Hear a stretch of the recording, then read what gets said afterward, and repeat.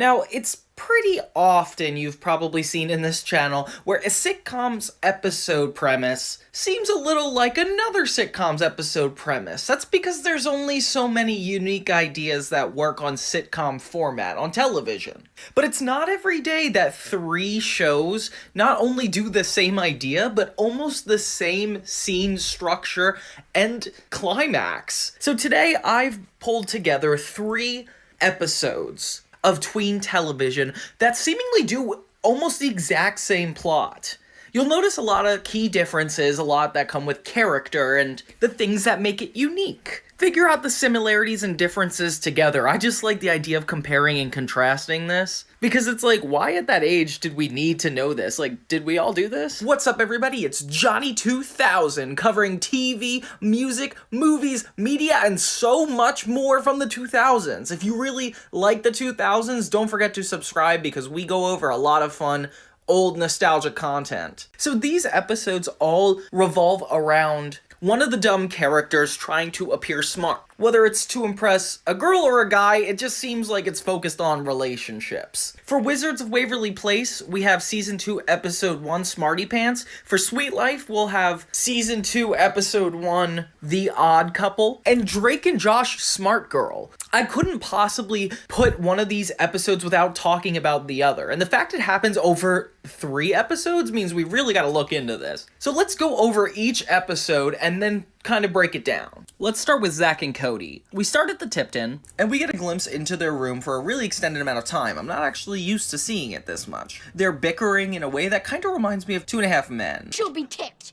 and I am not. Repeat, not. Not. If you see the way these guys argue, it just feels a lot like it. Cody wants to keep the room clean, and Zac just doesn't care. And when their friends come over to play their game, Cody is a lot more of a host than Zac is. They end up in constant disagreement, with their friends even getting in the middle of it. I'm not gonna have you guys playing Total World Conquest if it leads to fighting. Okay, that sounded odd. And in this one, Zac Efron actually plays a genius. This is a lot like the Drake and Josh episode Smart Girl, where Drake wants to appear smart to impress a girl. And in this episode, London is trying to appear smart to impress a guy. And it's Troy Bolton. Saturday? Do you like modern art? Oh, I liked anybody named Art, and I don't care how old they are. And he's a genius, and Zac Efron's actually pretty good at playing a genius. I actually didn't watch High School Musical before I watched Sweet Life, and I thought he was actually like this. I don't know why. Which is funny, though, because London actually does what Justin does to her in the Sweet Life on Deck crossover. Yeah, do you guys remember that? In the Sweet Life crossover, Justin pretends to be smart to impress London Tipton. And it doesn't work. Maddie and London are essentially the Drake and Josh episode. This plotline is just completely that. The argument escalates so much that Cody threatens to move out, but not out of the apartment into the closet, just not in Zac's room, which is a really funny concept. The coat closet!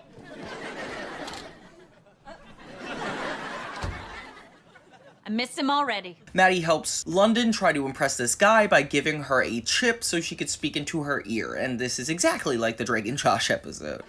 So what's your favorite class? Upper. That's a great one, if you can get into it. London thinks it's an actual chip and throws it in her mouth, which is really funny. Meanwhile, Cody is having the time of his life, apparently, in this 6x6 closet, which is hard for me to believe. When Zac's trying to play with his friends, they're almost uninterested in hanging out because of how much fun supposedly is going on in Cody's closet. Which how? One by one, they ditch Zac to go hang out at Cody's, which is fair because Zac, you do not keep the room clean. Sorry. London's attempts to impress Zac Efron fail as he keeps talking about anti-environmental stuff and Maddie becomes angry. Like, obviously, they get into a big fight and end up kissing, which I don't know why London wouldn't be super angry at this. Like, this is your date and it's kissing Maddie and you're just casual about it? Wow, didn't see that coming. Boy, I wonder what they'd do if they liked each other. Meanwhile, Zac tries to confront Cody, but he sees how cool his room is. And also at the same time, they have like the maid service and the cleaning lady all come in as if it's like his own room. And this bit is super funny, where constant people are coming in. I don't know, this joke is just really classic. I haven't really seen it done in other shows, like making such a small place fit so many people, but it's genius. Eventually, Zac gets kicked out and has to do a gesture to Cody to get him back. He cleans up the entire room, and Cody is moved, and therefore he moves back. Okay, so that was Sweet Life. Let's move on to Smart Girl from Drake and Josh. You know the closet in the hall? The hall closet? That's the one. So at the premiere, while Josh is at work, Drake takes a liking to a girl named Michelle. Josh claims that there's no way he's gonna get her interested in him because she's smart, which I would be kind of insulted. Maybe I got a little more game than you think. Hey, it's for a good cause. The idea that you can't date within your brain class means that I definitely would never have been on a date ever. But Drake is determined. Candy on the floor on purpose for her to help him pick him up. It actually works, and Drake is managing to smooth talk Michelle. He tries to ask her out for pizza, but apparently she has academic team practice. I love grammar jokes. Oh, yeah, me too. I too. Me also. I guess I never realized how stupid Drake was until this specific scene. It's not even like this girl is acting like she's smart, it's just Drake is acting so dumb. I feel like it gets worse for him over the series, though. Later, Megan plays a prank on Josh where she puts whipped cream on his face. Josh is so fed up with the way Megan treats him, which I would be too. Can you imagine living in a house where you become the butt of somebody's pranks all the time? I will get my revenge. Yeah, nice speech. But just remember, Josh, I'm always one step ahead of you. One step ahead. Josh vows to get revenge on her, which good luck, Josh. Drake announces that he's going to accidentally run into Michelle again, which is stalkerish. Drake, if you really wanted to form a relationship with this person, I don't think you should be so manipulative. Ugh, but it works. He pretends he walked out of the same movie as her and tries to talk to her about it, but obviously he can't. Did you see the same movie I saw? Oh, yeah, Beautiful Mucus? Bountiful Music? Uh-huh. She agrees to go out with him and says she wants to explore his mind. She wants to explore your mind? So how long do you think it'll last? Like 45 seconds? Drake's paranoid because, of course, when she starts to talk to him, she's gonna realize how dumb he is. So he's determined to figure out a way he can appear smart. While Josh is trying to prank Megan, filling the hallway closet with a bunch of laundry. Meanwhile, she gives him a fake ice pop that explodes in his hand. Always one step ahead. Yeah, like I'd ever give you the last ice pop. Josh decides to help Drake and actually teach him as much as he can in order to impress Michelle. Drake is a terrible student, which is not surprising, and keeps distracting Josh. See, the cool thing, that's awesome. I know. You see, learning can be really great. Dude, Trevor got another pet cobra. He's gonna make them fight each other. This is like the perfect representation of these guys' dynamics. Like, Josh is essentially like a substitute teacher and Drake is a resentful student. Josh realizes he could teach Drake through guitar, which actually helps him learn the information, which is awesome. Oh my gosh, I wish they did this in real school. So Drake goes on the date and still doesn't have a lot of information to work off of, so he keeps finding excuses to go ask Josh questions she's asking him. Oh my gosh, can you imagine? That is the rudest date ever. What do I like about him? Oh, there's so many things. His use of social satire. Thanks. Social satire. So Drake thinks they're about to kiss. Turns out she's asking him to join the academic team. See, if this were a real sitcom, this girl would be really religious, and Drake would be trying to fake a religion to get to know her, because that's the only thing I could see translating to an adult life. So yeah, Drake's freaking out, because not only is he going to be embarrassed in front of her, but the whole school if he does this academic thing. He insists that Josh help him through the competition, but Josh is like, there's no way. I wear a really big coat. What? Sorry, Lucy. Ethel ain't playing. Josh, meanwhile, is trying to throw a water balloon of goo at Megan, and she gets to him first. Once again. Drake finds a bug in their room to find out how Megan is getting away with her pranks. Turns out she's listening to everything they're saying. It's a bug. Kill it. No. Drake gets an idea that maybe they can use this device for Josh to give Drake the answers during the mathalon. Poor Josh never defeating Megan, like this is so sad. So Josh is waiting in the broom closet and is feeling terrible because Drake has asked him to go against his own morals. I helped you when you got your foot caught in the toilet. No, you didn't. You laughed and took digital pictures. It's funny that he's not like willing to do this, like the defiance throughout this makes it even more exciting. And it turns out the guidance counselor from Victorious is the MC of the academic bowl, which is awesome. 2364?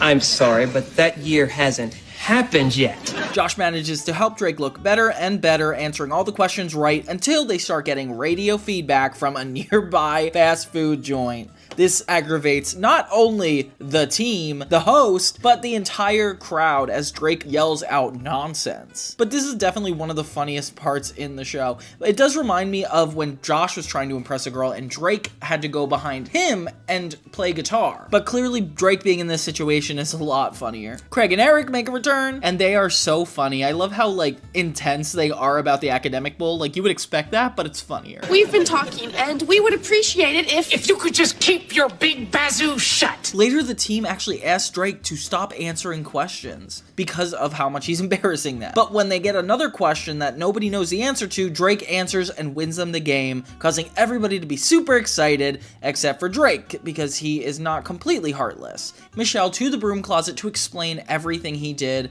and how embarrassed he is, and she's just impressed that he was trying to impress her. Which is like, you're not gonna tell the judge?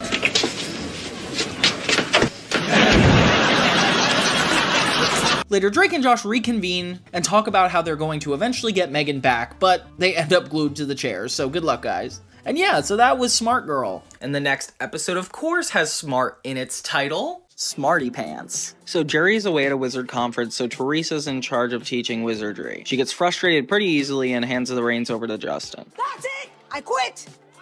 Justin, it's all yours! They focus on Smarty Pants, the enchanted piece of wizardware that allows the user to gain in-depth knowledge about any subject instantly. Meanwhile, Max notices a long line of students waiting at a particular water fountain, and apparently the water is really amazing. I don't know how water tastes really good. Now that is some fine H2O! So Max and his friend Alfred decide to bottle the water and sell it at school, convinced they can make a profit.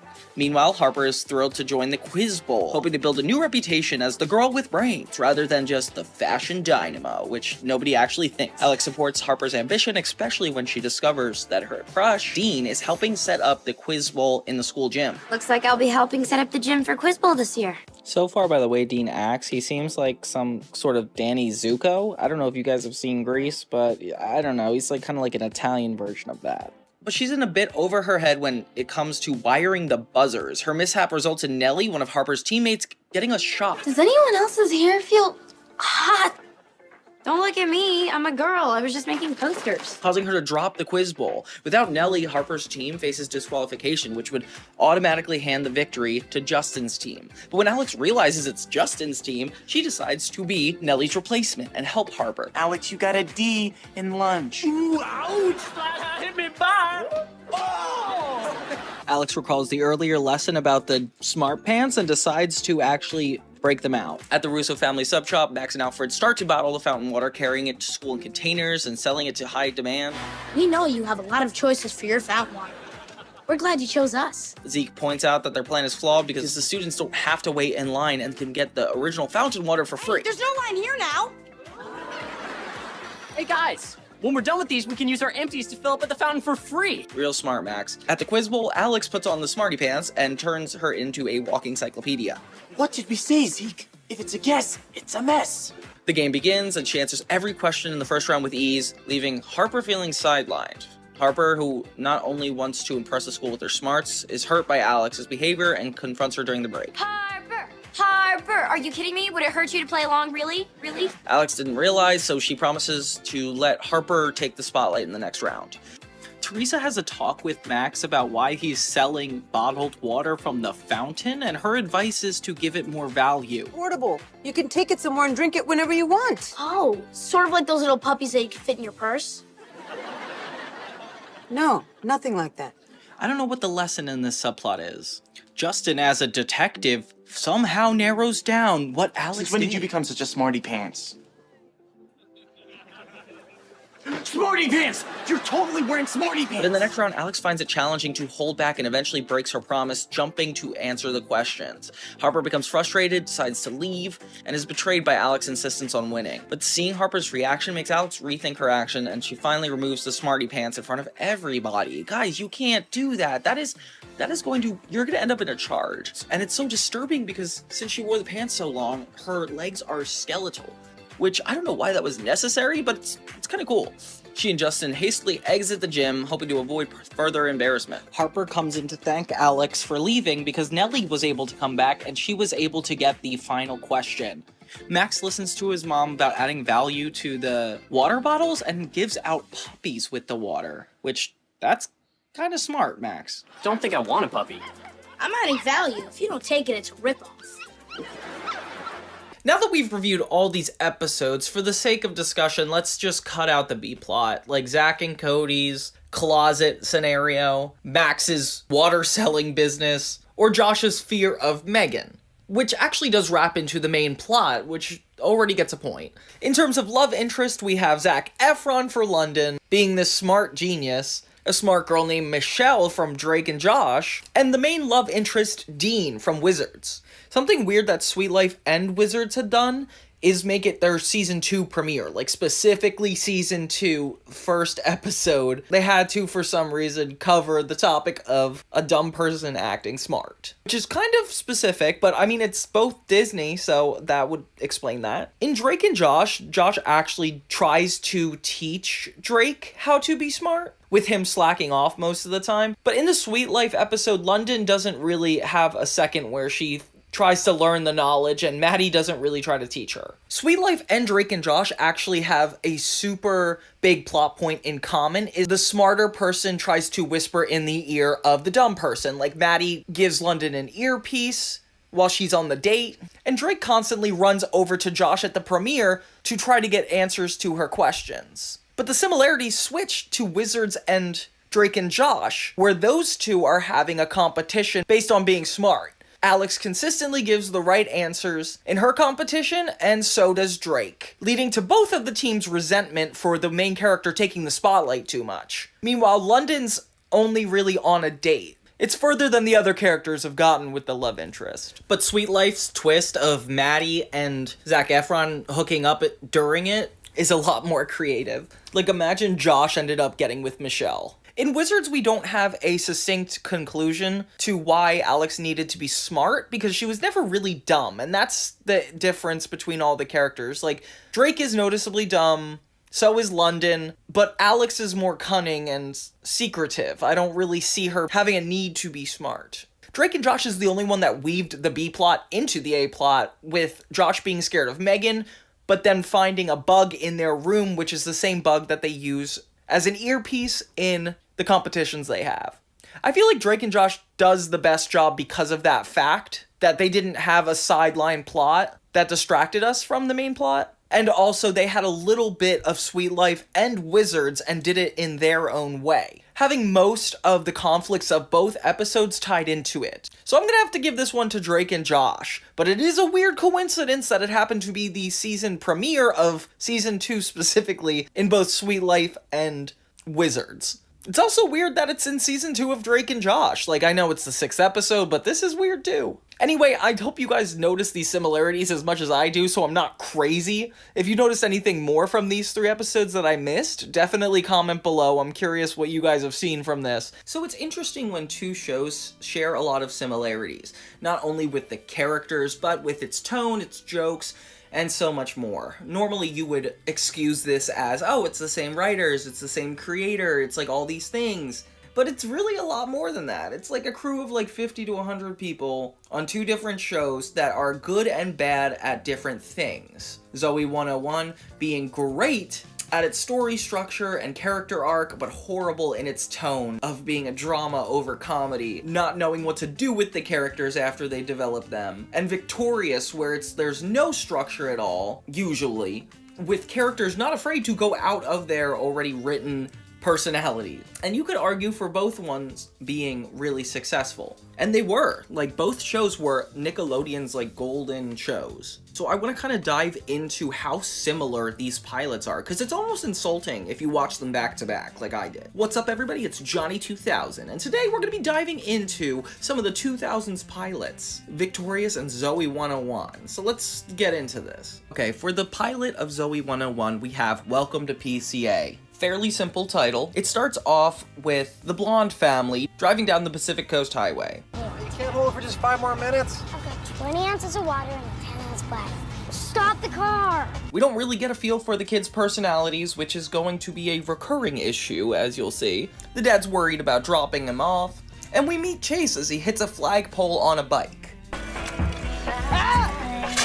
He says he'll show them around, but at first the dad doesn't trust him, and then he just gives away his daughter to this random teenage boy, which is pretty accurate for parents of the 2000s. Wanted me to walk you there. No, that'd be great. We essentially get like a tour of PCA, and it seems really awesome. I feel like the whole aesthetic of the show is what sells it. This whole private boarding school idea. And even though Dustin looks a little young to be a part of it, it's still exciting if you're a kid and want to live on your own. It's very cheesy and comical. There's a urinal in their bathroom. That's the matter.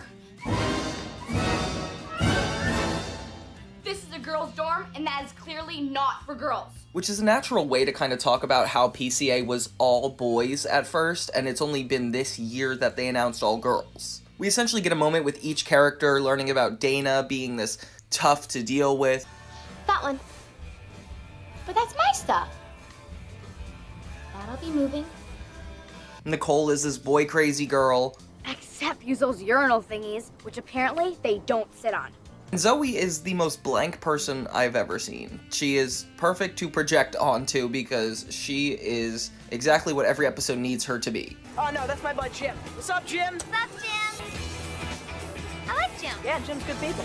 She sees that the guys are playing basketball and wants to join, but they meet Logan, who says they can't join because they're girls. Exactly what you would expect to when you walk into a dormitory like this. Good. Friday? Why not? You're on. See you here. Wanna make out? No. Zoey ends up challenging him to a game, girls versus boys, but none of the girls are into it, and they're kind of annoyed that she signed him up for that, which I would be too, Zoey. Like, I don't have to play sports. They're pretty set that they won't win, but they try it anyway, which is bold enough for me. And the game's not till Friday. So we're gonna practice hard and we're gonna win. The game is really funny. We get like a little glimpse of each of the girls, and Logan plays dirty and actually pushes Zoey over, which sucks because apparently Zoey ends up getting back in the game and being really good at it. How? Meanwhile, her brother Dustin is watching but too embarrassed to cheer for the girls, but gets over it by the end, which is really sweet. After the girls lose, you think it's like a negative ending, but then the coach is like, yeah, we should definitely have girls on the team because of how good they are. Coach, are you seriously gonna put a girl on our team? Hey, you catch on quick for a guy. Which is a good ending. I don't know why all the adults in this show are blonde so far, though. You can't argue that that's building the world. The boys show up to their celebration party, and it becomes a lot more about unity between boys and girls, which is a really good premise. It sucks where the show goes from here. They end up decorating the urinal, and it kind of looks like a shrine in a really religious way, but I do think it's very cute. The overall message, like never quit and girls could be just as good as boys, is a really strong premise for a pilot. Like, this pilot is really strong. Does it compare to the other teen shows? Honestly, I think this is a lot better. If you only showed me this pilot, I'd be like, wow, this is a really promising show. It definitely became more of a Flanderization of itself and or too quirky to actually follow a plot, let alone its original premise of girls attending a boys' dormitory. But I feel like when we actually lean into that premise is when the show is at its best. What's this? It's cool that they have this whole thing about Zoey wanting to be on the team, but the fact that this never comes up again in the season is kind of weird. I feel like the show would have been a lot stronger if it was more about her trying to be involved in sports and dealing with the sexist issues of the place, but at least we still kind of keep that through line. With Victorious, they have a kind of similar structure. In a broad scope of things, it's a girl going to a new place, feels way over her head, fish out of water, even down to the big showcase in Tori, where she inevitably succeeds in her showcase, but doesn't necessarily want to go to the school. And Zoey wants to be on the basketball team, but doesn't succeed at the game. It's a really good pilot structure of having a loss and a win in the same episode to kind of see what the characters would do in both scenarios. And I don't know who paid for this soundtrack, but the song playing in the basketball scene is like super expensive. I don't know why you would pick that. I like that there's a little bit more backstory in Zoey 101 as opposed to Hollywood Arts is just kind of a school with arts kids. Like, there's no conflict, there's nothing that they're actually walking into. Yet in PCA, it's previously been an all-boys school. I feel like Zoey 101 leans more toward drama, but this is what bugs me. It's so much more comedic in its plot structure to be a drama. Like, they act like they have to take these elements seriously, but they don't really bring them up or make them a huge part of the plot. They just want the characters to be in these specific situations. And since they're not like comedic based, they're just kind of like basic storylines, as opposed to like Victorious, who commits to the location and talks about acting and singing, and that's the whole point of the school. It's like an art school. And since it's a comedy, I guess it feels more free to make wacky plot lines, which just shows me that Zoey 101 should have just been a comedy. They should have just committed to it instead of trying to give the serious plot lines with funny characters. I just don't understand why they're so similar. At the beginning of Victorious, we see Tori Vega and this random guy. Who is this guy? He like never comes back, even as a background character. And Tori's like quirky right off the start. She starts talking about this big showcase at Trina's school, and she arrives, and she's kind of like Dustin. She's like the brother or sister character, except Trina's a lot more negative. These characters in this show are really negative, as opposed to Zoey 101. At least they have an empathetic place to start with, and they're brought together by a common goal of like getting girls comfortable in this new boarding school. While Hollywood Arts, like, it's kind of all for yourself, and nobody's helping Tori except for Andre. Andre and Tori have such good chemistry. Like, I wish the show was kind of more about their duo relationship. Like, I don't know why it needs to be about Tori so much. Trina kind of reminds me of Logan's part in the pilot, where at first it's kind of like the enemy, but inevitably gives in. But like, Trina remains the motivation for Tori to prove herself and wanting to get into Hollywood Arts. Same thing with Zoey wanting to prove herself that she belongs at PCA with Logan. Tori fills in for Trina when she's sick at this big showcase and proves that she's a really talented artist, despite the fact that she's not as weird as everybody else. Which is weird because it's like, oh, she's relatable because she's normal and everybody else in the world is weird. I don't know if that's a good premise. So while Victorious has the big showcase, Zoey has the basketball game where the main characters have to prove themselves. I feel like Victorious is kind of like the Zoey 101 pilot fit into just the first act and using the rest of the episode to show us around Hollywood Arts, unlike Zoey 101, which is the opposite. We see PCA at first, then we have the big basketball game, which is the conflict. Victorious is a little bit stronger because it throws you into the action and then kind of like unravels the explanations, as opposed to the early story structure where it's like, oh, you have to walk through this person's day and one by one introduce every character and do this before you actually get into things. The closest part to Victorious having a grounded moral is when Tori asks if she's not good enough. And it's like, I wish she had like more vulnerable moments like this, because then it's just wacky after it. Like, Zoey 101 is good at having those vulnerable moments, character-driven scenes where Zoey is trying to fit in, cares about her friends and or the people around her, as opposed to Victorious, which does not do any of that. Like, and the scene where Tori is challenged by Jade. Like, they do an improv class and she feels horrible about this and Jade just makes it worse. And all the characters seem kind of parallel to each other in a way that, like, you wouldn't expect until you're watching this back. Like, Zoey is 100% like Tori Vega because they're just bland people with basic goals that kind of set up the structure for everybody else to be weird and funny. And while it works for a comedy like Victorious, it's a little less appealing for a drama like Zoey 101, where you really gotta follow the character. And Zoey doesn't really stick to a lot of her personality traits. Dana is exactly like Liz Gilly's character, Jade, where it's just this like heartless character that you get a glimpse of who they really are all the time. Look, I wanted my own room, but this said I'm required to share, so I guess I'm stuck with you two.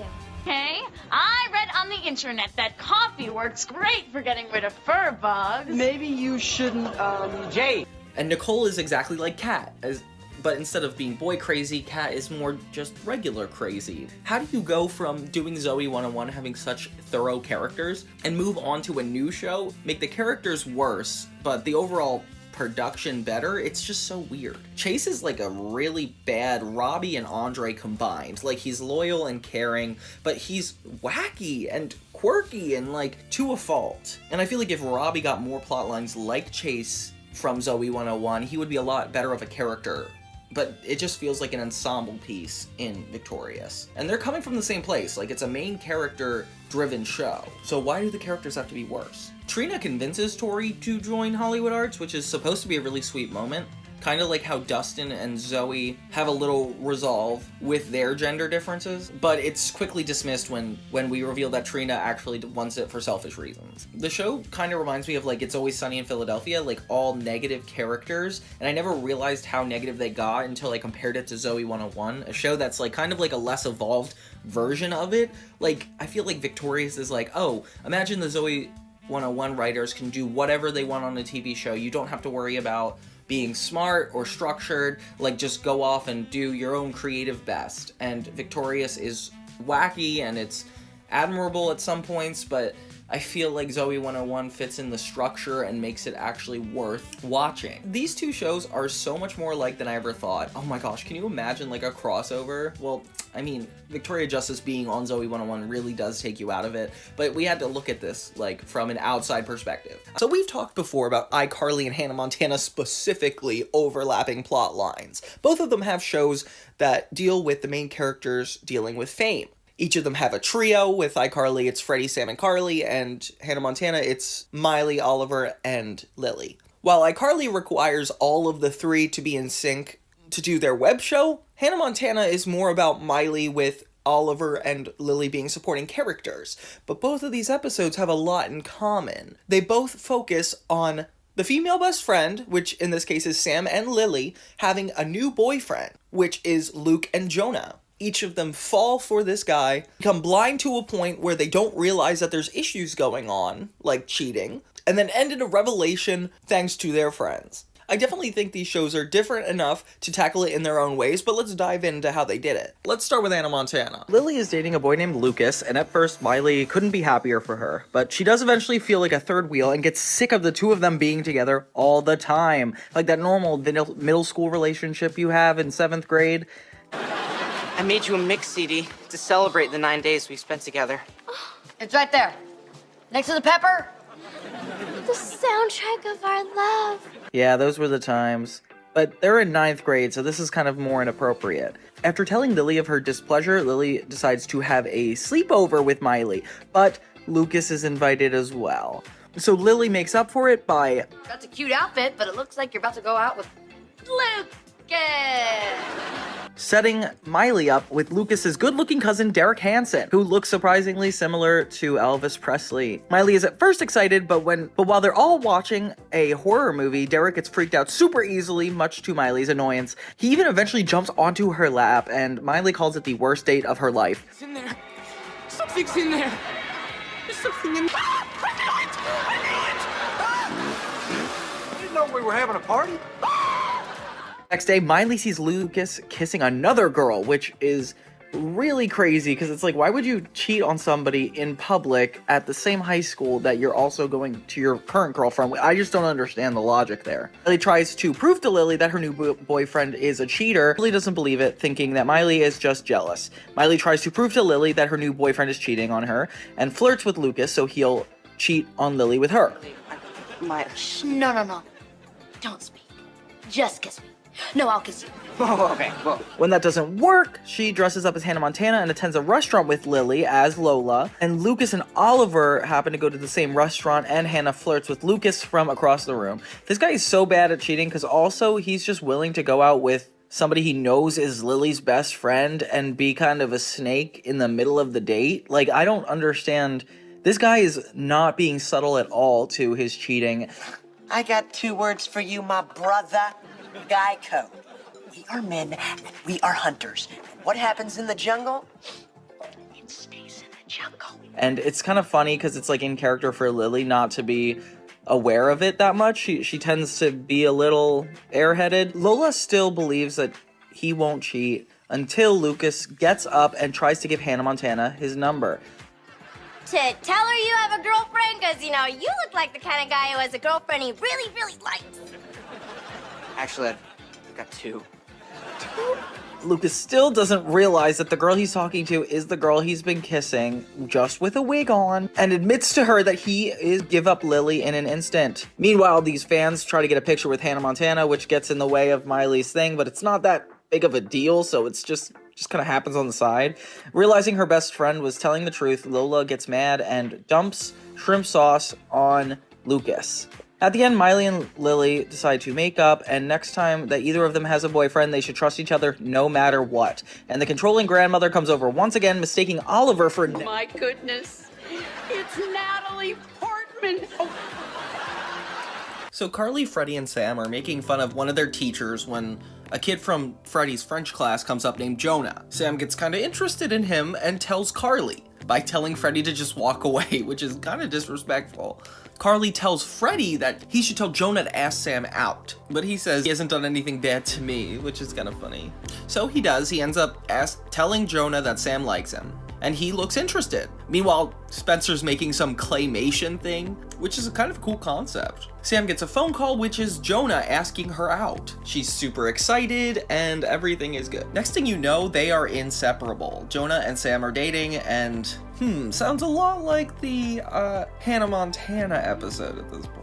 Soon their relationship even begins to affect iCarly, with Sam texting during rehearsals, and Carly and Freddie getting super fed up with it. Carly tries to have a talk with Sam, but she's obviously way too into Jonah. Next thing you know, she brings Jonah to rehearsals. He keeps laughing at everything Sam does and nothing at what Carly does, which is actually kind of funny. He's super intrusive, and I hate this guy. Carly and Freddie realize they have to do something about this, because Sam is way too indifferent. So Carly decides to have a talk with Jonah, who ends up actually hitting on her. Ooh, bad guy. He says that he doesn't think Carly should ruin Sam's first love, which is a fair point, but it's very manipulative. So Carly decides not to tell her right away. She tells Freddie, with Sam overhearing. Sam's betrayed, but they go through with the webcast anyway, and Sam manages to embarrass Jonah live on stream, giving him a wedgie. And they leave him there. Oh my god. The end. There's a few differences. Like the Hannah Montana episode, we kind of start out with Lily having a boyfriend, like it doesn't actually show us how it happens, which I kind of wanted to know, like I wanted to see how that went down. And it ends up taking over her whole life, affecting her friendship with her friends, same way it did with Carly and Freddie, but in iCarly it more affected the web show rather than the personal lives, which would make them harder to approach Sam about. They each have that moment where things go way too far, like in iCarly, it's bringing him to rehearsals, and in Hannah Montana, it's their slumber party. But at least she brought Austin Butler. I don't think Carly brought Austin Butler. Nope, no she didn't. So Miley has the worst date of her life, but luckily this doesn't happen to Carly. So both boys end up being jerks with cheating, but Luke does it publicly in a school, which is so stupid, and Jonah's more subtle, only hitting on Carly when she calls him out. In Hannah Montana, Lily dates Luke well after the fact that Miley caught him cheating, which is different than the Carly episode. Lily doesn't actually believe Miley because she thinks she's just jealous, which is a really interesting conflict between the two, as opposed to having the three be against Jonah. They both have the girls catching the guy red-handed. Lily catches Luke red-handed when she talks to him, and he mentions that he has another girlfriend. Meanwhile, Sam actually overhears Carly and Freddie, which trust their friends more. Overall, both episodes feel very parallel to one another, covering the idea that teenagers can be so blind to love that they somehow neglect their personal lives, which is very relatable and I definitely feel relevant to teenage issues. The shows were both super funny at the way they tackled it. The characters that were cheating were kind of funny, and the situations they got in to discover why each were cheating is also really funny. So they both did a really good job in their own unique ways. I personally think iCarly did a little bit better of a job here because it had more camaraderie between the three and being against Jonah, having all three people actively participating in this, as opposed to Oliver, who kinda is standoffish and just comedic relief, and it exaggerates different moments than the iCarlys did. Like, I'd rather have seen Lily fall for Luke to kind of get hints that he was a cheater. Like, when he talks to Freddie, it seems pretty suspicious that he is, like, not morally normal. The difference is that, like, this happened in season 2 of Hannah Montana after all the characters were established, and we didn't really need to hone in so much on those moments. Meanwhile, iCarly was in its first season, still taking itself seriously, not being wacky as it would get after the April Fool's episode, and incorporating the web show, as opposed to Hannah Montana, which didn't really incorporate Hannah Montana as much, except for the fact that Lily had to be Lola in order to hear the information. But iCarly was more weaved into the central plot. Therefore, I'm giving it to iCarly. I know I love Hannah Montana, but this one was a really specific case. And I had more fun watching the iCarly one, but that was a really close call. I definitely feel like it was hard to choose between. Remember that trope in teen shows where the main character falls in love with one of their close friends? It's all too common. Not only are Nickelodeon and Disney Channel different with their live-action sitcoms, they're even different the way they approach relationships, especially in their teen shows. And I want to break down the most infamous couples on the most popular shows on both channels. Yes, it's exactly who you're thinking. iCarly with Sam and Freddie, and Hannah Montana with Lily and Oliver. It wasn't until I started making these retrospectives that I realized how closely Hannah Montana and iCarly coincided, but I was missing something that was right in front of me: the relationships. Both of these shows had their main friend group's characters fall in love. They managed to make it so different, but the same at the same time. On Hannah Montana, Lily is Miley's best friend. She's a girly girl, but also a skater girl. Oliver is a feminine goofball that just happens to fit in with the group. Meanwhile, on iCarly, we have Sam, who is this aggressive jokester, and Freddie, the guy who's just trying to fit in the friend group. So I wanted to take the two most pivotal episodes where we kind of see the couples at their peaks and kind of compare and contrast their relationships. We got Hannah Montana's What I Don't Like About You and iCarly's iDate Sam and Freddie.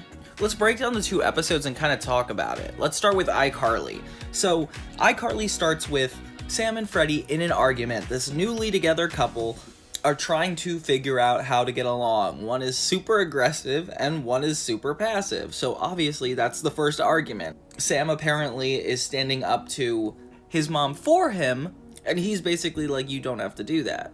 Sam, Freddie should be able to complain about people to you without worrying that you're gonna put them in a hospital. I guess. And Freddie, even though it's a little extreme to violate a man with bees, you should at least appreciate that Sam did it because she cares about you. The two had a lot of tension as friends, and it seems like they didn't change their characters at all to fit the relationship, which I kind of like. I like that they are true to themselves as characters, but that also shows that they really haven't grown at all, and that's something that concerns me. Like, at least Oliver and Lily had their relationship impact them a little bit more. There's a B-plot where Spencer is apparently cutting grass that he put in the house, which is nuts at this point. And Gibby is trying to establish a B-plot with Carly by getting a puppy. Why'd you call me his mommy? Well, you know, Sam and Freddie are always hanging out together now. Yeah? And that means you and I are gonna have more time. Just the two of us. Yeah? So I figure sharing a dog will give us something to talk about. No. Meanwhile, Freddie and Sam keep coming at Carly with a new problem. Pay the man. No! What cup is worth 36 bucks? That's Jamaican plastic. Forget it. I can't believe you're being so cheap. They even go as far as to wake her up in the middle of the night to settle a dispute between the two. Which is kind of like me and YouTube. I'm always settling disputes. The next day, they're ready to film iCarly, and Freddie and Sam are actually in a good mood. It's positive at first, then live on the web show, they have a disagreement. I thought we were doing the blue butt bit first.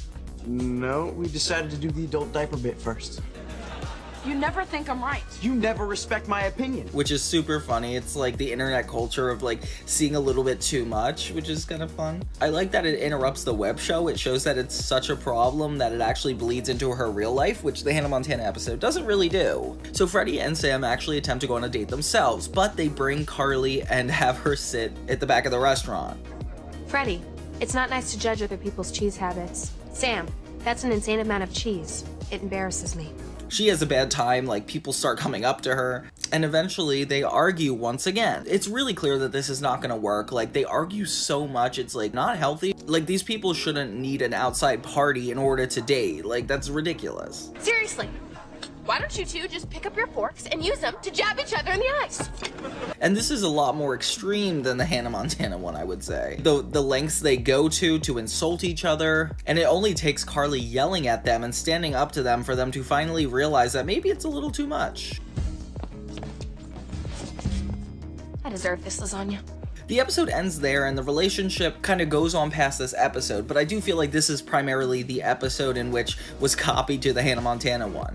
Now let's switch to Hannah Montana for a second. So we start the episode with Hannah Montana coming back from her newest movie, Indiana Jones, and it's this really obvious parody of Indiana Jones, but it's funny watching her outtakes. Miley's returning home from this long vacation, hoping that nothing's changed, only to leave the room and see that Lily and Oliver kiss. Oh my gosh, what? We jump into hearing them talk about why they need to keep it a secret from her and that she wouldn't really understand right away, and Oliver has a couple funny lines here.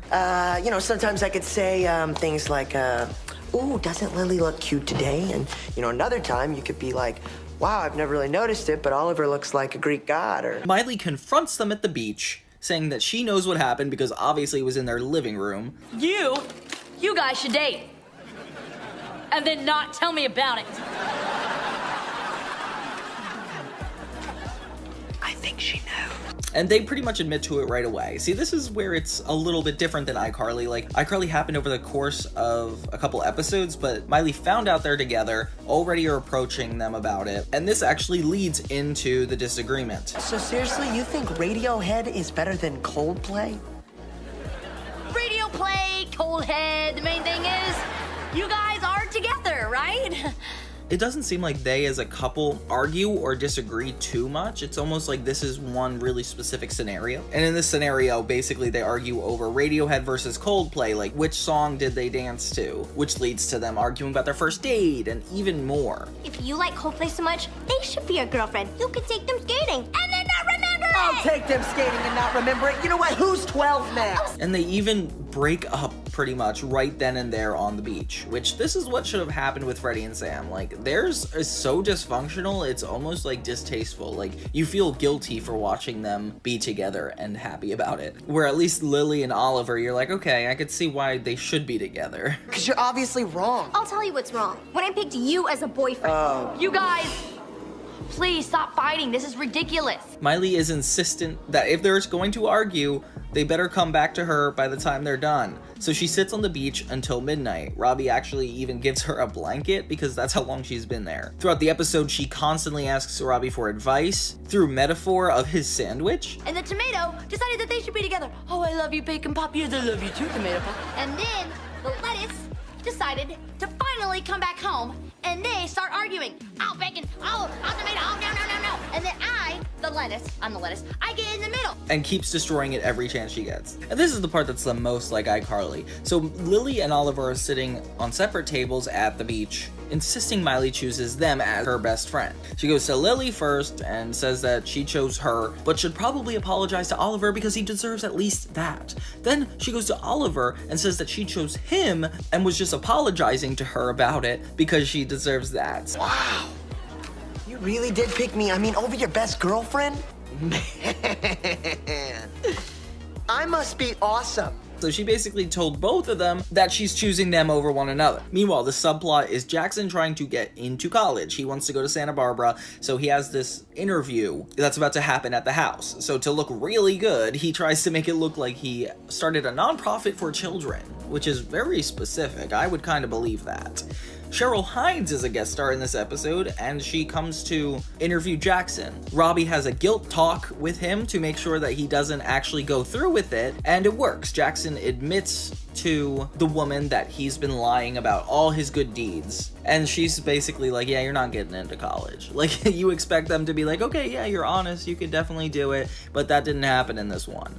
Later, she asks Oliver to come over, and we're still not really sure what her plan is, until they both show up into Miley's house. What are you doing here? She chose me! Miley! She's dressed as Indiana Jones, and I'm uncomfortable. So she plays a video with her playing both of these parts, Lily and Oliver, and showing their argument and why it was like so petty. Yeah, her hair smelled like apples. I like apples.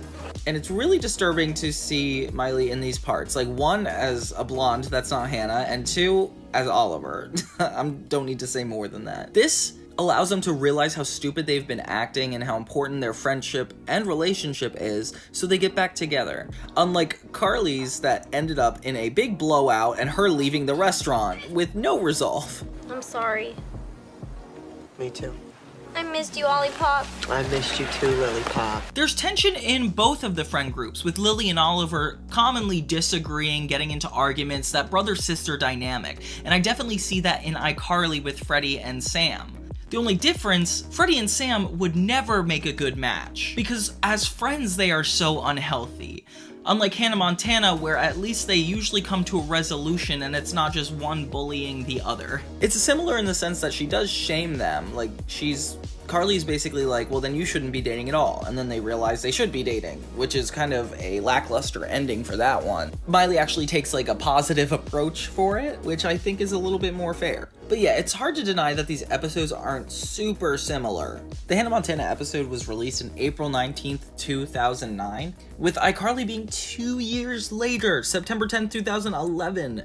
Therefore, we know who logically went first. We know who factually came first. But yeah, overall, I don't know why iCarly and Hannah Montana overlap so much. Maybe it's just the idea of popularity and fame coming into your social personal life as a teenager. And I guess already doing a teenager show, you're bound to overlap plots just in dating, miscommunications, fights with parents. So I guess it is inevitable that they cross over a lot. If anything, maybe they should have crossed over more, or made an official crossover. No. That would be breaking some cardinal sin that says networks can't cross over. But otherwise, like, what did you guys think? Does it feel like these are essentially borrowing the same plot, or are they different enough to make it fair? I personally think that they are different enough, and I just like comparing and contrasting them because it's like so uncanny that these two shows just happen to be doing the same exact plot. Isn't it so weird to think about the premises both being the main character as the third wheel to their best friend's relationship? And I love seeing how both characters deal with it completely differently. In iDate a Bad Boy, Carly was very shallow in getting over Griffin because of his Beanie Baby collection, while Miley developed a real crush and was just choosing between them.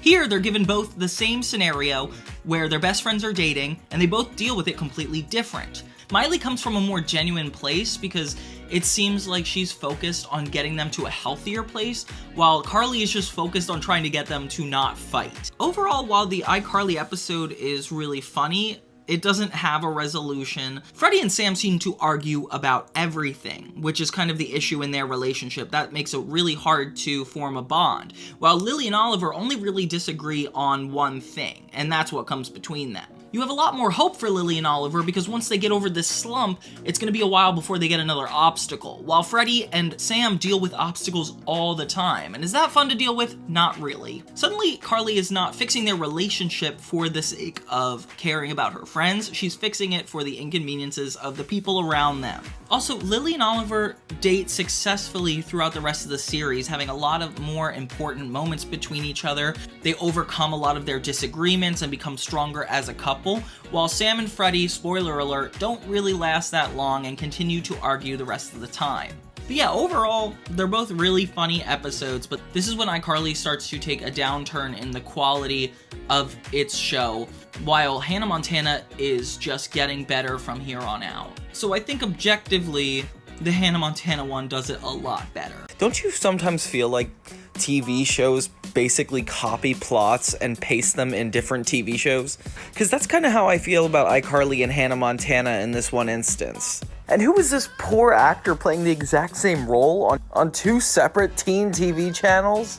Yeah, he could be the one, is essentially the same episode as iDate a Bad Boy from iCarly. Is iCarly ripping off Hannah Montana, or is Hannah Montana ripping off iCarly? So when He Could Be the One came out on Disney Channel, the promotions really hyped it up because we saw that Brooke Shields and Cody Lindley would be in this episode again. And Cody Lindley is the guy who plays Jake Ryan, and Brooke Shields plays Miley's mom. Definitely a cool reason to find these two characters to come together when Miley has to make a really intense decision about who she wants to be with. Miley tries but fails to tell her dad that she's dating Jake Ryan again, so Robbie winds up believing that she's hiding something from him. To make her father thankful for Jake, she pretends that like her bad boy bandmate, Jesse, but gets in over her head and she starts to actually develop feelings for Jesse. The first episode is more focused on Miley's relationship with her dad and Jake Ryan being this big issue in their relationship. And there's that whole bad boy trope where it's like, of course you don't want your daughter being with a bad boy, but then the fact that she actually falls for him just shows like her age and immaturity. Like, of course that changes a lot of things. In the end, she tells Jesse that there's just something between her and Jake that's special, and the episode kind of ends with her dad accepting it, and we move on to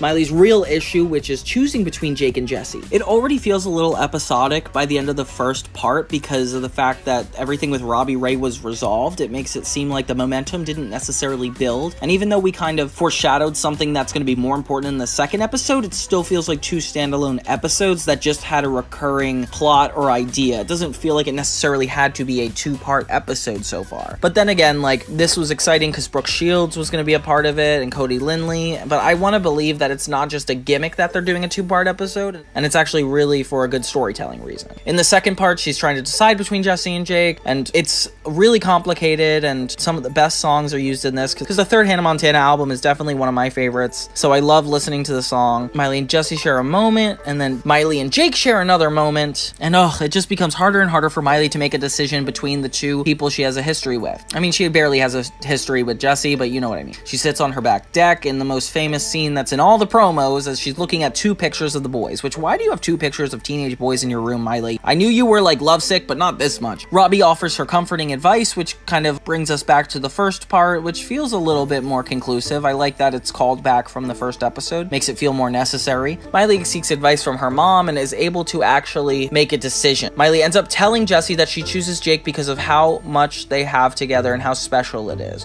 Robbie accepts their relationship after confirming with Miley that she made the right choice, and it's up to her instead, which is a really good plot for a teenager episode. Like, I definitely feel like the stakes were high enough. The Jackson and Rico have a dance number this entire episode and keep coming back at really random parts of it, which is, I'm kind of here for it, although it does feel like, especially with summarizing the plot, that this is used just to fill up time. These shows should really use the 40 minutes super cautiously, and I wish they spent their time with it a little more. Jake has so far returned in every season, this being the 3rd time, so at this point we know it's going to be a consistent thing. This is the first episode with the character Jesse, which is kind of weird because he's also Griffin in the iCarly episode, in a very, very similar plot. It's a little bit hard for me to respect this specific double episode. I definitely think Achy Jakey Heart was a little stronger despite the fact that that was broken up and this one wasn't. But you could tell why they tried to make it one part, because it's very clear that this is one plot line going on for too long, and not a lot changed and not a lot of momentum built until actually Miley has that final decision of choosing one of them. But there isn't necessarily a lot of time with Jesse, or even a lot of time with Jake. I feel like Jake has only had 4 or 5 episodes at this point. I mean, I do feel like that's more than most shows would be to develop a relationship with teens, and especially being these shows are usually 60-90 episodes, so of course 5 episodes is actually a bigger chunk than normal. That would essentially be the equivalent to 20 episodes in a larger sitcom like The Big Bang Theory or any of these other shows. Okay, let's talk about iCarly, I Date a Bad Boy.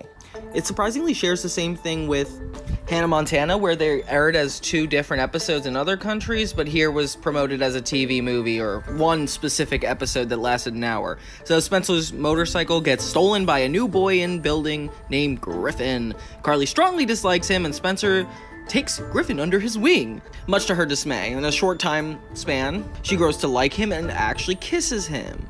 After Spencer walks in on them kissing, he grounds iCarly for till college. Carly deceives Spencer and tries to see Griffin at any time possible. Eventually, he gives his blessing and allows them to see each other. This whole first episode is very similar to the Hannah Montana one, where it's both Billy Ray and Spencer disapproving of Carly and Miley going out with this one specific actor. If I were this specific actor, I would honestly be a little offended that every show I went to, where the parental figures hated me. Both Carly and Miley look down on them as their bad boys, and I think that's very interesting because, of course, you have to have the main character not be that shallow, and yet somehow both of them still fall for him. iCarly is a much more grounded version of the Hannah Montana situation, which makes me think that the Hannah Montana episode didn't necessarily need to be a Hannah Montana episode. I Date a Bad Boy is almost more fitting in iCarly's universe because she has a little bit more grounded issues, and Hannah Montana is focused on this double life, and that doesn't necessarily come up in this. Both Miley and Carly's relationships with their parental figure is usually very respectful. They don't tend to act out much, and this is actually a really specific scenario where we see them disapprove, which we don't really see much. Then we get the second episode where Griffin invites Carly to his house, and she's shocked to learn that he collects and obsesses over Pee-wee babies. So this is really weird because, of course, this is what turns Carly off to him, and she basically doesn't like him anymore. I don't know, that's a little shallow to me. Suddenly, Spencer's issue is completely gone, and Carly doesn't care about his opinion anymore. And it doesn't seem like Spencer cares either. Same thing with Billy Ray. It seems like both episodes completely dropped the parental figure disapproving pretty quickly, which I wish that went on to the second episode, because why else would you guys do a 2-parter if the episode plots don't immediately go to the next? When Carly attempts to accept his weird hobby, she ends up laughing about it with Sam, and Griffin overhears and asks if she wants to break up because she is unable to respond. Which, yeah, Griffin, I would take that for sure. You know what? The only difference between this guy and the guy from Hannah Montana is the name change. Jesse and Griffin. I mean, honestly, like, I don't know why Jesse is a stereotypical bad boy name and Griffin isn't necessarily that. It also kind of reminds me of that Big Time Rush episode where one of them has to be a bad boy. They're not super closely aligned with each other, but it's still funny that in this era, bad boys were a term that people kind of clung to. I feel like I don't really hear that as much, where people are like, oh, like he's a bad boy, or people disapprove of bad boys. But Carly clearly breaks this trope when Griffin turns out to have beanie babies, meaning that he's sensitive, caring, and could have these positive qualities, and obviously that's a big turnoff to her and Sam. I feel like the term bad boy comes in with somebody who is not caring, emotionally distant, unable to receive criticism, and just all around inconsiderate, which makes me surprised why girls want to be with them. It's almost the objectification that we could fit guys into one stereotype, where it's like, oh, they don't want to get married, they don't want commitment, they don't want this, and then we put them under the title of bad boy. This really bothers me because it's like, I don't want to kind of give the next generation insight onto like, oh, you want to date somebody that either isn't approved by your parents, or I don't know, this is just a weird trope, but it is honest to the time. I feel like people saw being a bad boy as this elusive way of life that was really attractive. God, what the heck is wrong with my generation? I like Hannah Montana a little bit better in this sense because it's more about her choosing between Jesse and Jake as opposed to dating a bad boy in general. I mean, at least the second half is a little bit like that. The second half of both episodes really veer off to be their own thing, which I appreciate because the shows shouldn't be so closely aligned, but I still can't forgive that first part. With Hannah Montana, it's about her choosing between the guy she's really liked all this time and this new bad boy, which is a lot more interesting because I feel like if Carly were to choose between a sensitive guy with stuffed animals versus this guy Griffin, then the conversation would have a lot more depth to it. I like that Miley views these as two separate people and sees the positive traits in both of them, and that's just another example of when Disney Channel takes less cynical approaches to their sitcoms. I mean, we've had episodes where Miley really didn't want to be with somebody because they're too short or they're too this, like, so it definitely is within Miley's character to have those flaws when it comes to dating guys, but I like that she is genuinely trying to choose Griffin or Jake, and it's not, oh, she's trying to get over one and get to the other one. I feel like it makes the character a little bit more redeemable. It makes me look like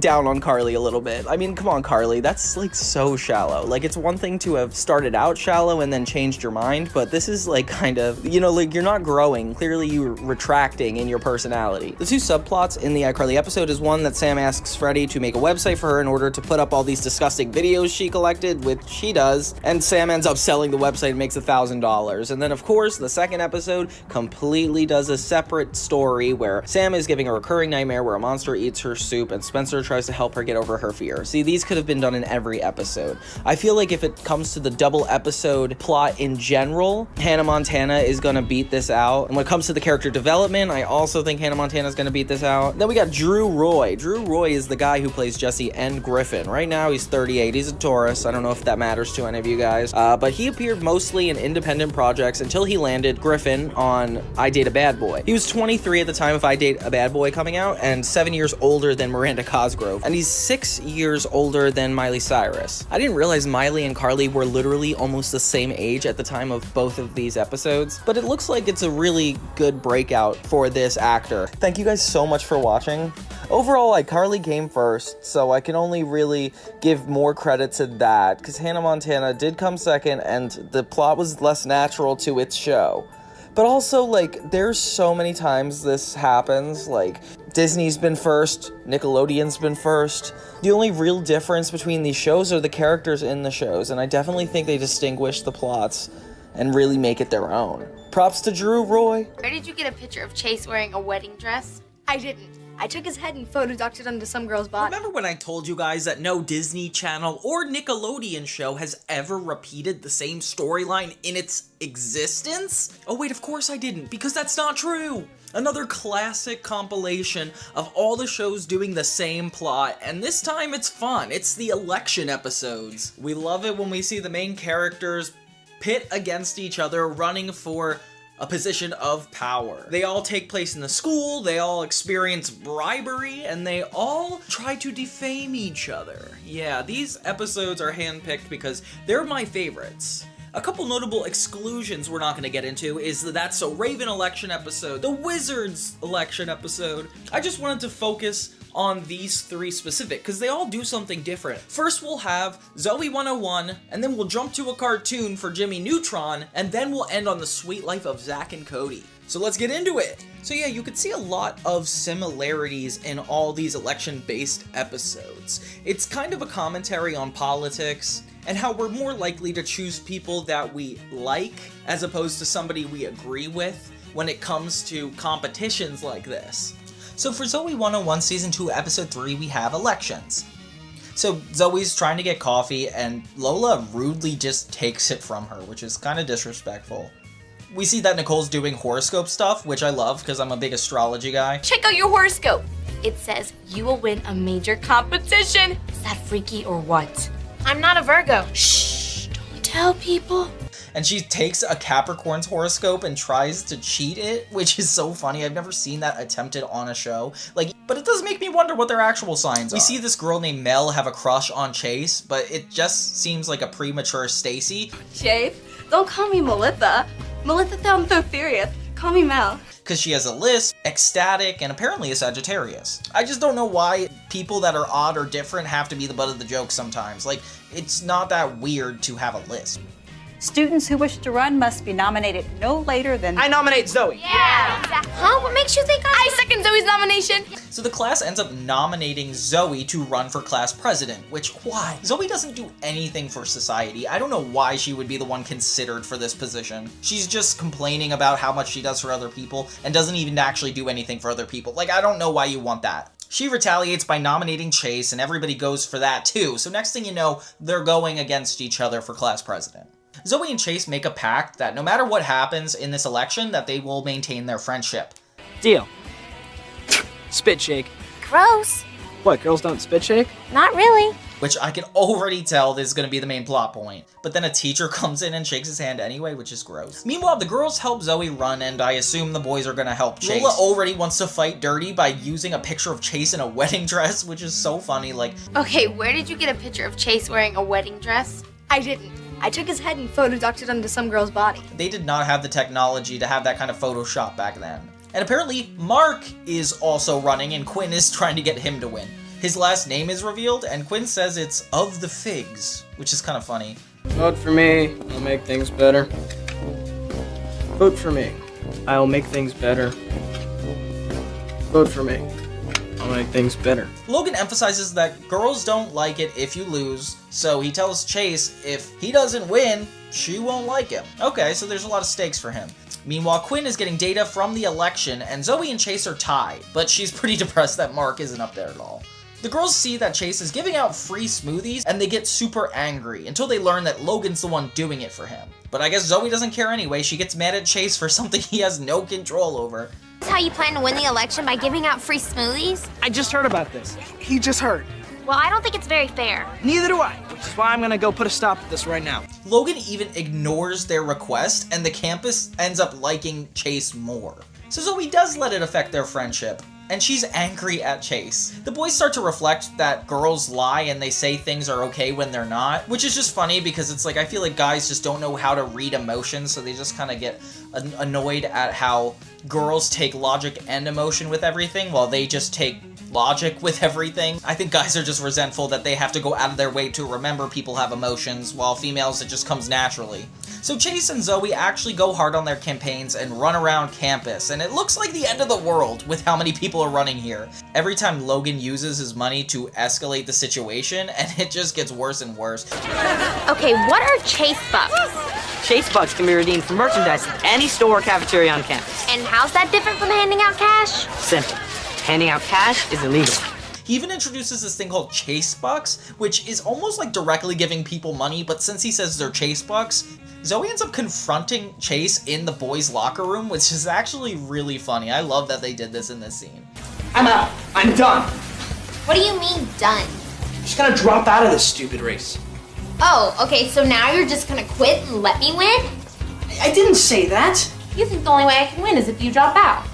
How is this happening? I don't know why Zoey's getting more mad though. They act like they're in a couple all the time for people who don't owe that to each other. Like, neither of you said you liked each other, you're just friends, like, just run for president, make it normal. Next thing you know, a video comes out trashing Chase. Or that he picks on little girls. Is this the kind of guy you want for class president? No! And I feel like all these election episodes are the same, like, people are running for president and then one of them defames the other through a weird campaign video. It's just so predictable at this point. But everybody hates Zoey because clearly Chase is a victim in this scenario and people care about the victims. They think it's Logan for a second, and I think that's kind of messed up if it is, because that would take a master manipulator to pull that off.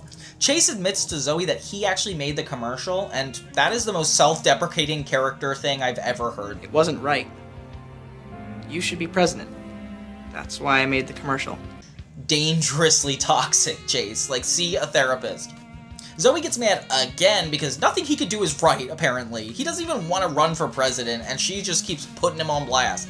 Next thing you know, everybody's embarrassed to be around Zoey, like even Nicole. It feels like she got canceled completely by PCA. And Zoey doesn't even seem sad about this. Maybe it's bad acting, but she just goes about it like normal. Can we have sushi together in a closet? I'm not eating raw fish in a closet. Meanwhile, Chase makes a speech, and there's live news at PCA, which they're the ones in the broadcast class. I don't know why they're not the ones involved. And he basically announces that he's going to be dropping out of the race. For me, I'd be worried this makes him look even more better, but, you know, I think the episode needs to end somewhere. And this is how I know that Zoey is so hot and cold it doesn't make sense. Nicole literally says, "How cute is he?" And she doesn't even agree. She doesn't even look at him. I just don't know how to understand what she's feeling. They both apologize to each other, and Zoey drops out too, which is really sweet, and it ends on them getting revenge on Logan. Very lackluster episode, but I had fun with it. I could not have won this election without the support of each and every one of you. The next episode is Jimmy for President. So this is one of those classic election episodes where the main characters are running up against each other to try to get class president for the power of the entire grade. Very stereotypical of a TV show to do when they're in school. Jimmy essentially is like, "Oh, I can't wait to bring learning as a class president." And Jimmy, I would not vote for you either. You seem like you would do a lot of boring rules. And of course, Cindy and Libby are super excited to run. They finally introduce one of the best characters in the show, Bolby. We have a new foreign exchange student joining us from Bakharistan. Please welcome Bolby Stroganovsky. Hello, fellow learners! A new addition to the class, who's getting made fun of for his cultural differences, which isn't really cool. He puts himself on the candidate list, along with Jimmy, Sheen, and Libby. Sheen has a really funny speech to be class president. Ultra-large tattoos will be mandatory. Principal Willoughby, tear down your wall! And woos over no one. Of course, Libby is the cool one, and promising things that I don't think you could legally have in a school environment. 15 minutes of funk every day. Can you handle that? Tell it, sister! Can we afford funk every day? And then, of course, Jimmy does not help his own case as he just promises educational things, which even the teachers aren't interested in. Flashy clothes or polyrhythmic music or guacamole bars. That's because you don't know the secret ingredient. It's love. Bolby comes up with a dance routine, and he is immediately dismissed too. Next, we have Carl as a swing voter, and everybody showing up to his house one by one trying to bribe him, and it's so funny. And just to make sure we understand each other. Cindy, you accidentally left $1 in my hand. Keep it. Why? I think you know why. I don't. Why are you winking at me? Why did you give me $1? My brain hurts. Is the peak of this episode because he thinks she likes him. Sheen is just downright aggressive and not super helpful. Bolby doesn't really say much. And Jimmy is the most rational, but obviously he's the least interesting part of this episode. Jimmy Neutron tries to give Jimmy advice about being class president, and obviously it does nothing. I was elected towel boy in junior high. What's really important is you have to give him a little razzle-dazzle. Give him a show. Kick out the jam, sock it to him, yeah? Razzle-dazzle, huh? Later, there's like a school fair where everybody is given a chance to woo as to why they should be president, and suddenly Jimmy goes from being nothing to an actual threat, giving everybody purple Fleur mist and candy. Then finally a dance routine with himself in it. And I'm like, okay, maybe Jimmy does have a chance, but it's like, why would this benefit the school at all? In the end, it's finally time to announce the winner, and instead of going to all the usual people, Carl is intimidated by every single person. There's more you-know-what if you vote for Libby.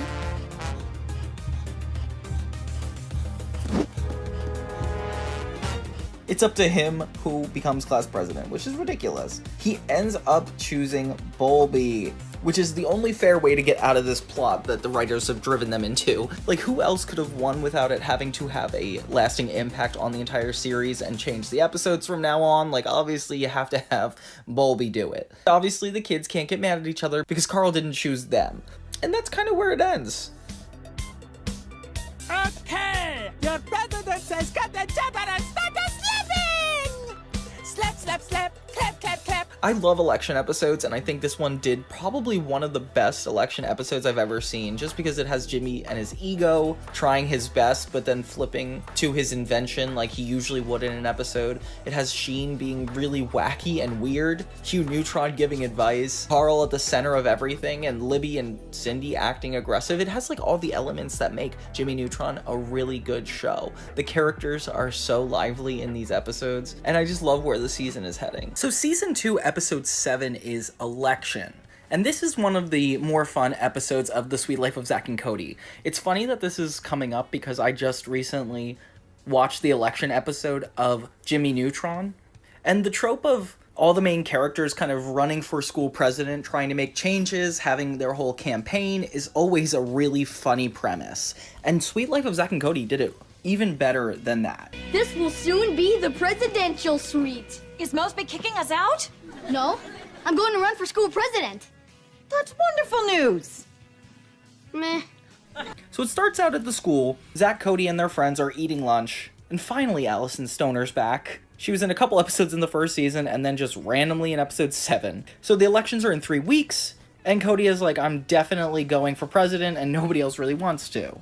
Zack kind of entertains the idea, like, what if I ran for president? And it becomes kind of like a challenging situation where the brothers are about to take a fight into the political system of their school. You can't be the president of the school. You don't even know where it is. Do so. It's the last stop on the bus. Cody is like, there's no way it's gonna work. You can't run against me, and that's the beginning of it all. Next thing we know, Maddie and London are getting involved when Zack and Cody tell them, with London defending Zack for his outlandish requests, and Maddie is helping Cody because he's trying to be responsible and she respects that. She thinks debate is what you use to catch the fish. So this is when it gets really cool. Basically, they team up to help Zack and Cody run against each other.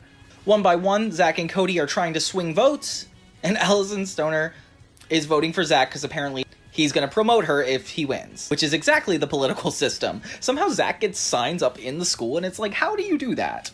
Meanwhile, Arwen is inventing luggage carts that can drive themselves, but it goes haywire pretty quickly and even injures Mr. Mosby. So it's not just the kids who bother him, it's all the staff too. So Zack and Cody get into an argument at home about school. You no good cheater, loser, wimp, crybaby, doof. And I thought this election would come between you. London and Zack kind of have a game plan. Are you sure we're not going too far? No. Too far would be dumping Cody on a cargo ship to South America, where he'll spend the rest of his miserable life working the copper mines. You've done this before? When it's time for speeches, London and Maddie are still arguing at this middle school. I don't know why they came all the way from their high school. It's time for like the first debate. Bob is also running, which is kind of random, and he has a sister, which is super funny.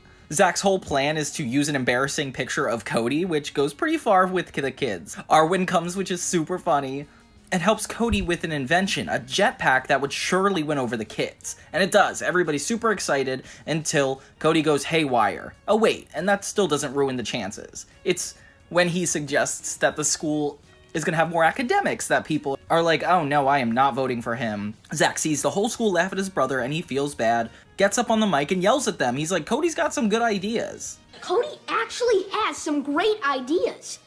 I got nothing. What about ice cream and skate parks? Yeah! like that'll happen. What, do you still believe in the tooth fairy?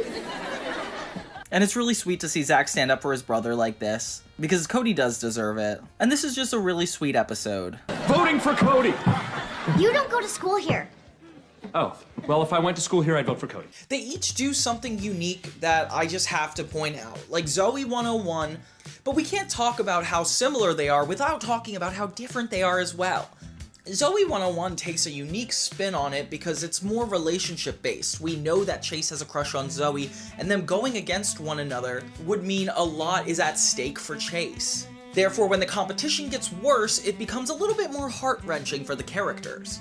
Then of course, Jimmy Neutron being animated has a lot more freedom to do some crazy, like Jimmy coming down in a blimp, but I think the most unique thing it does is having the swing voter. Yeah, Carl Weezer being the guy it comes down to on who gets the position is just so funny.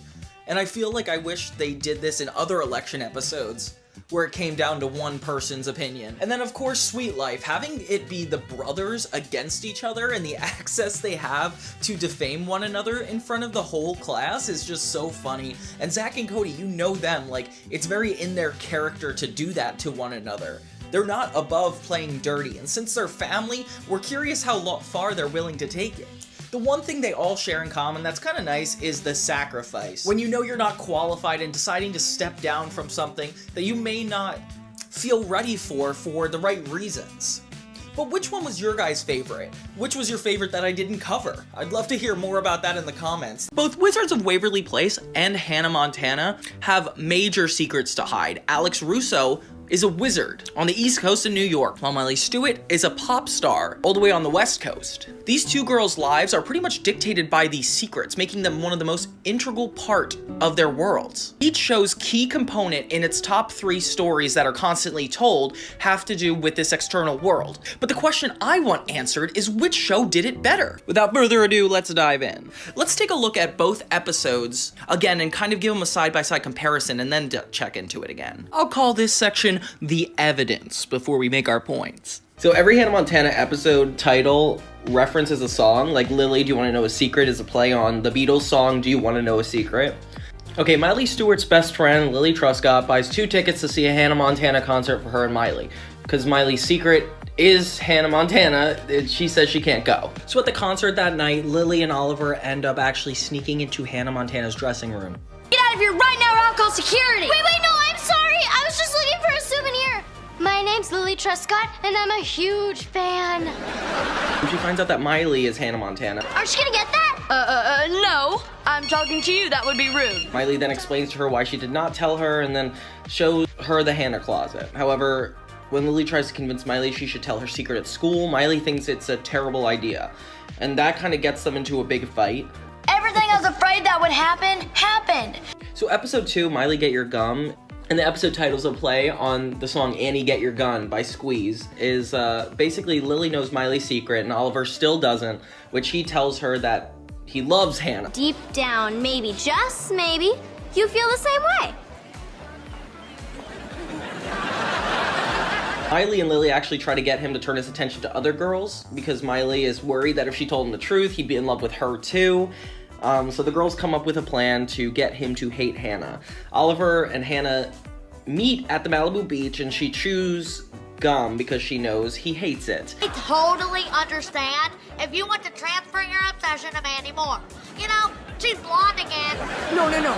My love is bigger than my disgust. Even Oliver's fear wouldn't stop him from loving Hannah, so in a last-ditch effort, Hannah ends up chewing black licorice gum, even so far as blowing a large bubble which pops in his face, which is kind of gross. And in desperation, Miley pulls off the wig and shows him her identity. Oliver faints in shock. When he wakes up, he accepts Miley's secret and wants to be just friends, which is exactly everything everybody wanted at the beginning. Okay, now we got Harper Knows, the moment we've all been waiting for, guys. This episode is really important, unlike episodes in the past. It's Harper's birthday, and it means a lot for her to ask Alex to come PopCon to help her with her outfit, but Alex really doesn't want to. PopCon's in town? Hey, Teresa, Popcorn's in town. Popcorn's in town?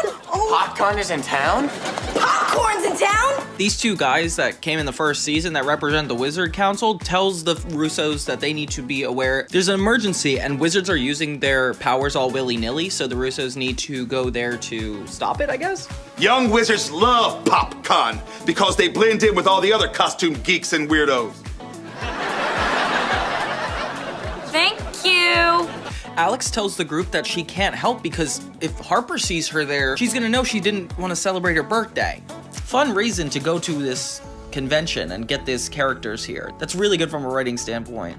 Immediately they run into Harper at WizCon and Alex needs to start to hide. So she goes behind a cardboard cutout and uses her powers to switch outfits. That's when Justin announces that Alex is one of the wizards that are using powers at WizCon. Because I suspected you all along. We're gonna need that costume for evidence. It's all yours.